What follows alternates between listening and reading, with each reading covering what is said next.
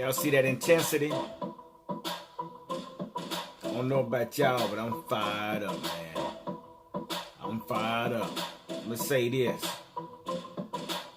About a week ago, some Saints fans bumping them gums. Bumping their gums the whole week. But have you noticed? The closer we get to game time, the quieter they done got. See, what they fail to realize is when you challenge us, we gonna accept the challenge. Okay? I don't know about y'all, but man, I can smell it in there, baby.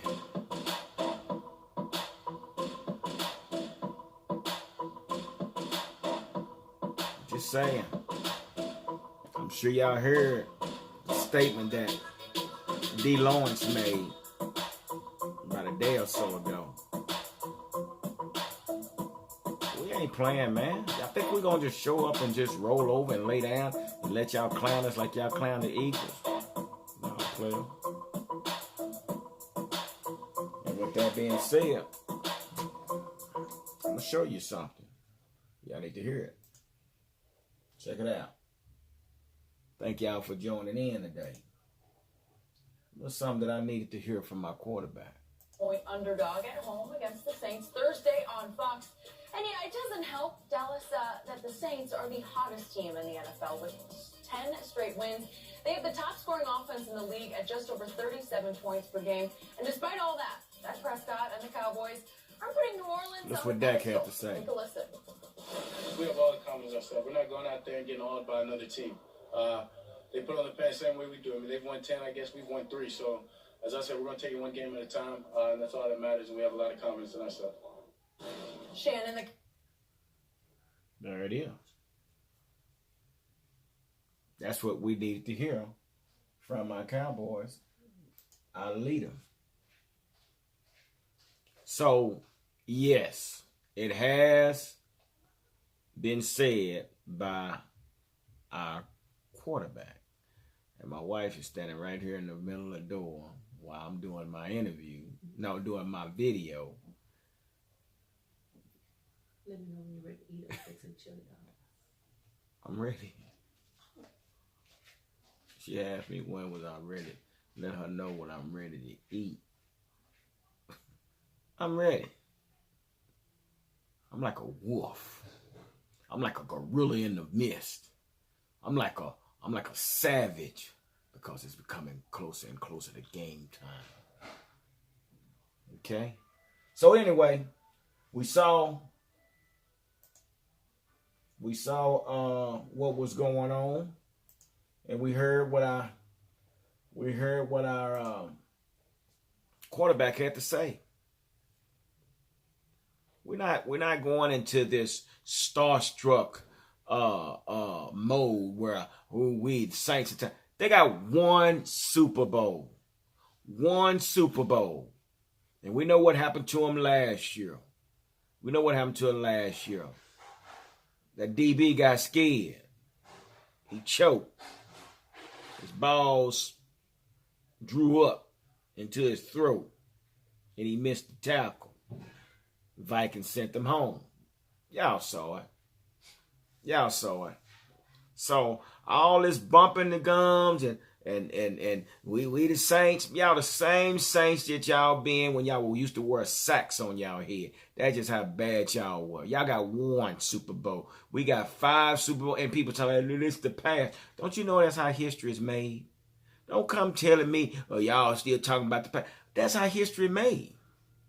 The one that y'all have, I'm sure they still talking about the one that they got, right? So don't come to me telling me y'all talking about the past. And I'm telling you, boy, these fair weather fans, y'all kill me, man. Y'all kill me. Beat your feet. That's what you need to do. I'm going to show y'all something. I'm going to go to the New Orleans Saints schedule. And I know y'all probably can't see this, but I'm going to read something off to y'all. I want y'all know y'all can't see this, but so I want to just, and I'm going over these scores of the teams that they played So we know that the Saints beat them the first game, 48-40. How that happened, I have no idea. It was the first game. First game is always up for grabs, you know. But Tampa Bay beat them. And I'm going to go back and I'm going to look at how Tampa Bay beat them. I'm going to go do a little scouting on that game. And I'm going to find out how they beat the Saints. Okay? In which right now, the Buccaneers are in their division. They're probably close to the bottom. I don't even know if they're 500 now. Then we come over here to the Cleveland Browns. They beat the Cleveland Browns 21-18. And right now, Cleveland Browns, I think they're probably close to the bottom of their division. Okay? I'm going to expose these Saints. Where everybody making all this hype. Yeah, I understand they beat the Rams. Okay, yeah, everybody getting lucky. Then they came back, and they played the Falcons. You know, let me say something about the Falcons. Falcons, when they played the Saints that second time, I couldn't find out they played them twice. Yeah, they played them twice. I don't know why my camera is doing that. It's tripping. But anyway, we're going to keep it rolling. This is live. So, one thing I got to say about the Saints, man, what I noticed about the Saints, they showed too much respect to the Saints. Their offense was too vanilla. They didn't do nothing spectacular. When you got a receiver like Julio Jones, you got to put him in position to get open. The offensive coordinator for the Falcons, they're terrible. What else did I say about the Falcons? They was garbage.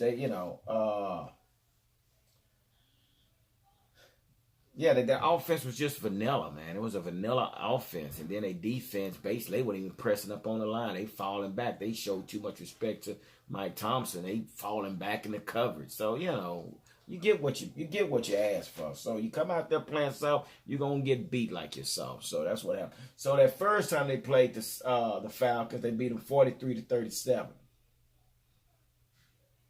43-37. And where are the Falcons in their division? Okay. Then they came back on the 30th of September and played the Giants. I'm not even going to talk about that game. They played the Giants. They beat them 33-18. We're going to even talk about that game, okay? Moving on. Then they come back and they played the Redskins. Ain't nothing to talk about. Y'all already know about the Redskins. They beat the Redskins on the 8th of October, 43-19, the Redskins. But then they come back and they played the Saints. They played the Ravens. They won that game, but the game was 23-24. Okay?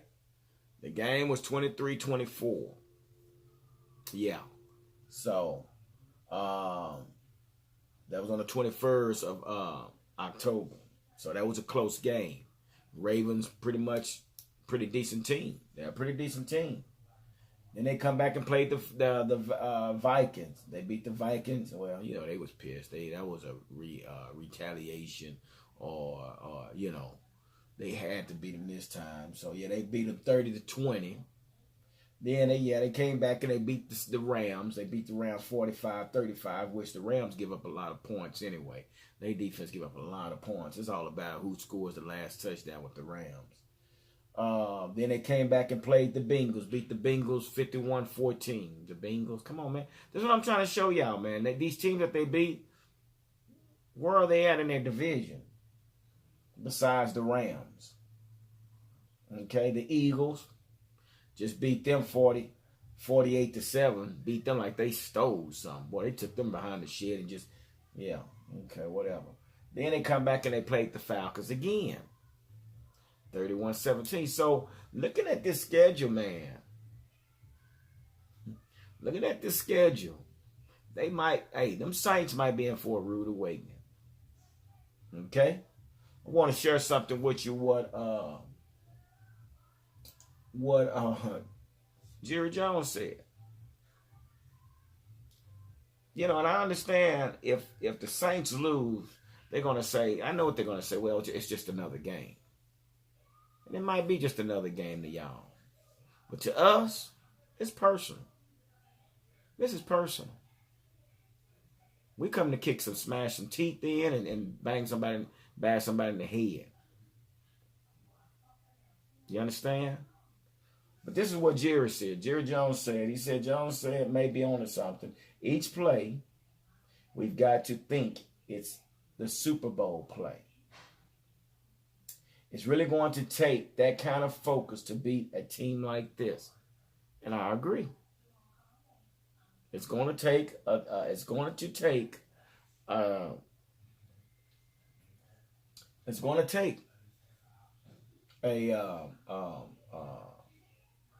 focus like that to beat a team like them. Really, it really is. We all got to be on the same page, man. Then he goes on to say, the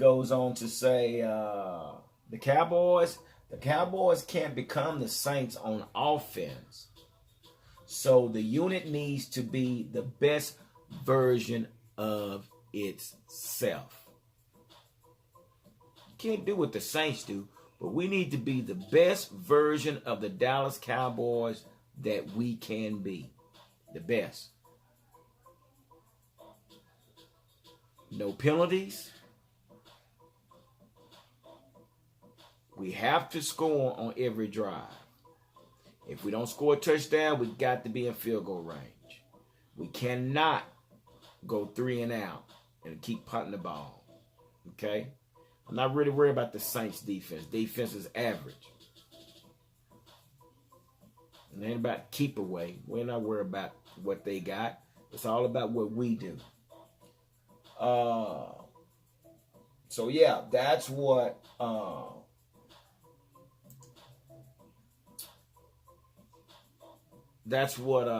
Jerry Jones had to say about this game on tomorrow. And I totally agree. And I'm sure you heard about D. Lawrence and his comment. My boys are ready, man. And I'm ready.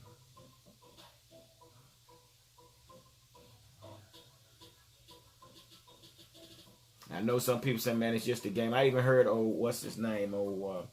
Channel 8 News, this guy, sports guy, Joe Trahan or whatever. You know, based what he said. Let me tell you something, Joe. I heard what you said. Well, the Cowboys don't have to win. It's not that big of a game in order for them to still win their division. True that. Dude, but let me tell you something. We want to win every game. We want to win every game from here on out. So, no, we're not looking at it as it's just a game and it doesn't really matter. Yeah, it matters. Shame on you to say something like that, man. But, so, a couple things I wrote down. Some matchups to watch. So, Saints front line is Ryan Ramczyk. Ramczyk. And who is this? German. What's his name? Some dude named German. So this is the matchup. So yeah, just get Ryan Guy and German versus D. Lawrence, Tyrone Crawford, and Randy Gregory. Yeah. So that's the matchup to watch. The matchup to watch, okay, is this Ryan Ramczyk and German Bushrod. What is that? Bushrod. That's his name. German Bushrod. Sorry about that, player. So yeah, that's his name. German Bushrod. So they're saying that this is the matchup that we need to watch with D. Lawrence, Tyrone Crawford, and Randy Gregory against these cats here. Another thing, matchup to watch is Saints. Well, like I said, we talked about the Saints O-line versus the Dallas defense, okay? We got to understand this, that New Orleans rushed for 140 yards in the last 4 games, and they averaged 133 yards on the ground. 130, well, whatever that means, whatever. 133 yards on the ground. Let's go with that. Alvin Kamara has 706 rushing yards, averaging 4.7 carries and 11 scores on the ground. Kamara, you're not even the highest. You know what? You're not even the top 5 running backs, player. Get your game up, homeboy. I'm going to tell you something, too, Kamara. You better watch them hot boys, that front line. One thing about them, they run to the ball. So tighten up your chin strap, because, boy, you might get your ear hole cleaned out come tomorrow night, okay? I'm just letting you know. So, yeah, Alvin Kamara got 706 yards. I think our running back got 1,000 something already. Catch up, homeboy. Tell y'all, boy, y'all finna for a rude awakening tomorrow. I'm just telling you something. Mark Ingram averaged 63 yards in 2 games. Yeah, averaged 63 yards. Who cares? Another matchup. Oh, yeah. This matchup is New Orleans, Alvin Kamara and Mark Ingram versus Jalen Smith and Leighton Vander Esch. Ooh. Yeah. Can you smell it? Yeah. That's what's happening. That is what's happening. Also, oh yeah, it's gonna we definitely got to keep an eye on that. They running backs against our linebackers, baby. Oh boy. Tell you something about we got probably the fastest running backs in the league. You hear me? They play downhill. You understand? Y'all better go to play action, cause boy, you get that ball of the Ingram Kamara up in that middle, they gonna get banged. I promise you, they gonna get banged. Believe me, y'all gonna get hit like that. Never got hit before. I promise you that. Drew Brees completed 76.4% of throws. He has 3,135 yards with 29 TDs and 2 interceptions. Impressive. Very impressive. But Drew Brees knows his offense, man. When you know your offense, you become the offense. The dude. And that's one thing I'll be glad when Dak is able to do that. Run that offense on his own. Let's see. So their O-line consists of second-year Ryan Ramczyk, Larry Warford, Andrus Pete, Max Unger, and German Bushrod. And it said that they have the best O-line in the league. That's cool. That's cool. I like that. No excuses. No excuses. How about that? No excuses. So anyway, that's a little update on what's coming on. This is your pre-game report with your boy, the #1 Dallas Cowboy fan, bringing it to you live and direct. Get ready for game time, because tomorrow we will be at the Dallas Cowboy headquarters, and we will be posting live. All right. So once again, thank y'all for stopping by. Thank y'all for liking the video. Thanks for subscribing. Share the videos. Invite others to watch the video. Because like I say, this is nothing but Cowboy talk. Cowboy fans among Cowboy fans. Talking nothing but Cowboys. And we not all the haters. So with that being said, man, I appreciate y'all stopping by. And I don't know if I'm able to sleep tonight. But I will be rocking everybody. I want everybody to rock your Dallas Cowboy attire. Everybody. Regardless. I don't care if you only have earrings. Wear your earrings. Whatever, ladies. Whatever you got. Rock your Dallas Cowboys tomorrow. Cause I'm gonna be suited and zooted from head to toe. Best believe that.